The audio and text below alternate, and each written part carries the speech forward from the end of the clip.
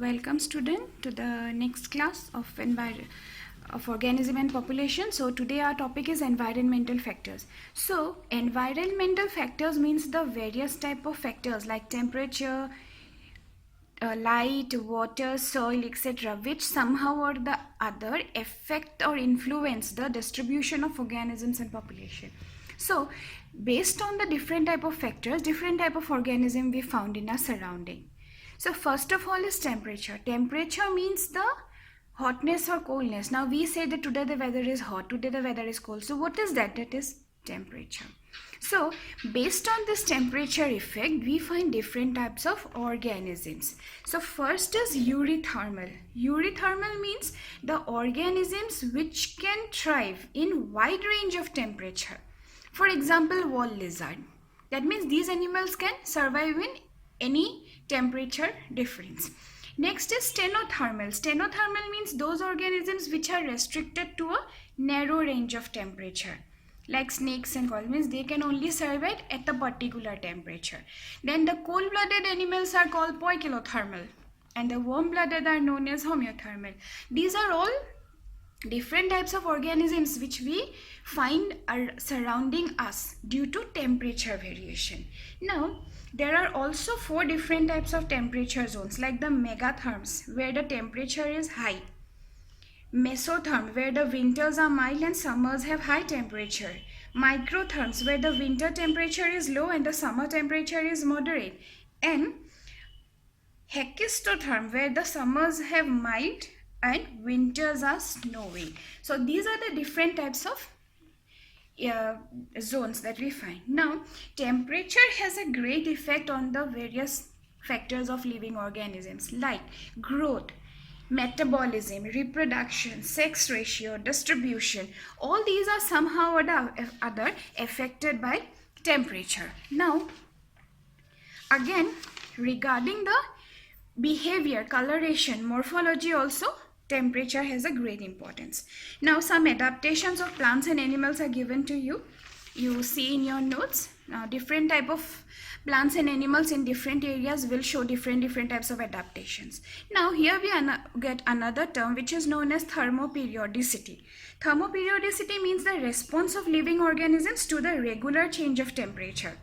Now if the temperature changes daily, then it is known as diurnal, and if the change is seasonal, once in a season, then it is known as seasonal thermoperiodicity. Now homeostasis means the maintaining a constant temperature, internal environment. That means some particular organisms, not some, almost all organisms, they constantly maintain a temperature, internal temperature, internal environment, so that they can survive in the changing surrounding situation. So that particular internal resistance is known as homeostasis. Now the second term is water. Water is another important factor which is very much essential for living organisms, and based upon the availability of water, different types of water or different type of water conditions, organisms are again divided into different types. First we get the neritic. Neritic means the animals which are found in coastal waters.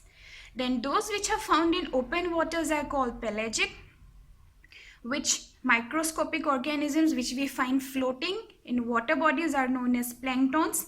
Macroscopic organisms which found in the surface water are called neuston. Then those organisms which remain actively swimming in water bodies are known as nekton, and some are found at the bottom of the water bodies which are known as benthon.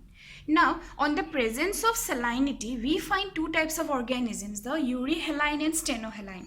That means some organisms can tolerate a wide change in salinity, salt condition, those are known as euryhaline, and those which can resist a narrow change in salinity, those are known as stenohaline. Now based on the presence of water, again these are divided into hygrophytes, mesophytes and xerophytes. Hygrophytes means the plants which are present in damp wet areas. Mesophyte means the plants in soil with optimum moisture, and xerophyte means completely in dry conditions.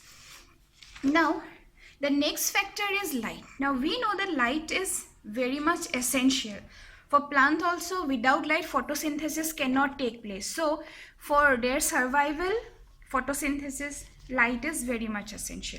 Now growth is also determined by the intensity of light. Transpiration, germination, pigmentation, movement, even all these factors are affected by light.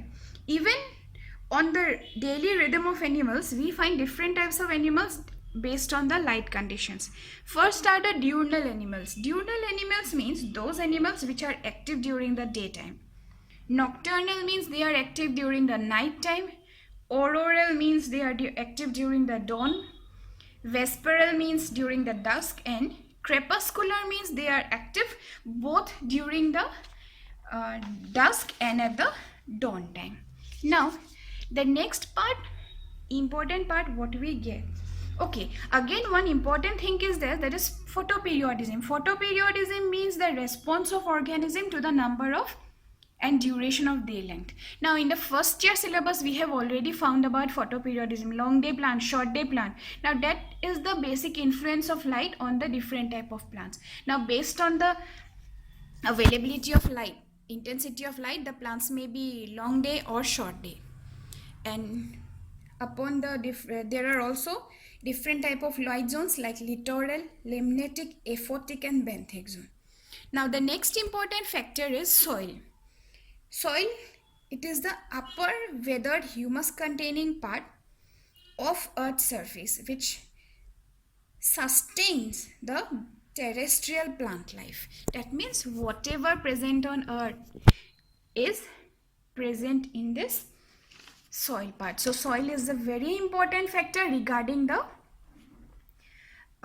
distribution or presence of these organisms. Now the soil formation process is known as pedogenesis. Now what is pedogenesis or the soil formation process involves weathering, that is the breaking of rocks to form the soil. Humification, the organic matters get deposited on these weathered rocks. Elevation, washing of the materials from above and getting deposited. And eluviation, deposition of matters on the surface in order to form soil. So these are the four methods of soil formation. Now again in soil we get soil profile. We find four types of soils profiles, horizons or whatever it is we call. O horizon. O horizon means the organic matter which is present at the uppermost portion, the very top portion. A horizon, the topsoil which is the life supporting portion. B horizon, which is also known as subsoil and it is rich in mineral, clay and water. C horizon, where the rock fragments are present. So these are all the different type of horizon which we often find in soil. Now again the soil composition. Soil consists of minerals, organic matter, air, water, etc. The texture may be also different. If they are very sand-like, then it is known as sandy soil. Clay particles are maximum present and it is known as clay soil, and if the soil contains loamy particles, it is known as loamy soil. So based on that also we can divide the soil into different parts. Now the most important thing is that the soil contains water, and that particular water contained in the soil is known as field capacity. Now field capacity, if we study in broad, we get three terms: Hollard, Cressard and Eckard. Now what are these? Hollard means the total water content present in soil, and that particular content which is available to the plant is known as Cressard, and that which is not available is known as Eckard. Now these all we have studied in 11th class: water holding capacity, field capacity, all these. Now next important part is response to the abiotic factors.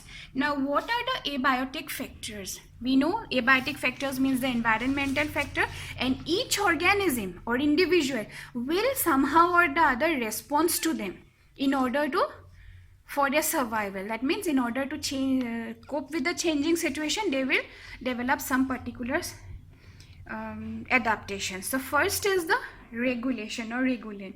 That means here the organism are able to regulate the body function and maintain homeostasis. Now we have already studied homeostasis means constant internal environment. So that particular constant temperature or body resistance is maintained by the organism.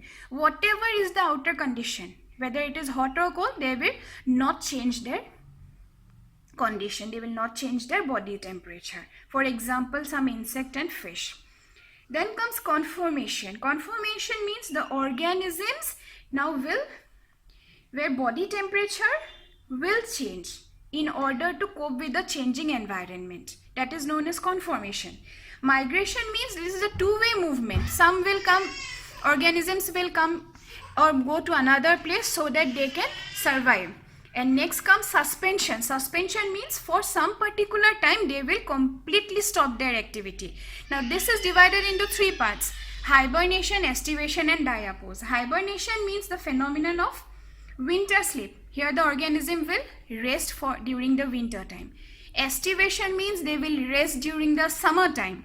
And diapause means it is a temporary interruption in the development of organism, which is associated with unfavorable. Suppose the condition is very unfavorable, so they will temporarily undergo suspension, and again when the conditions are favorable, they will return back. So these are the important things, the responses and the environmental factors.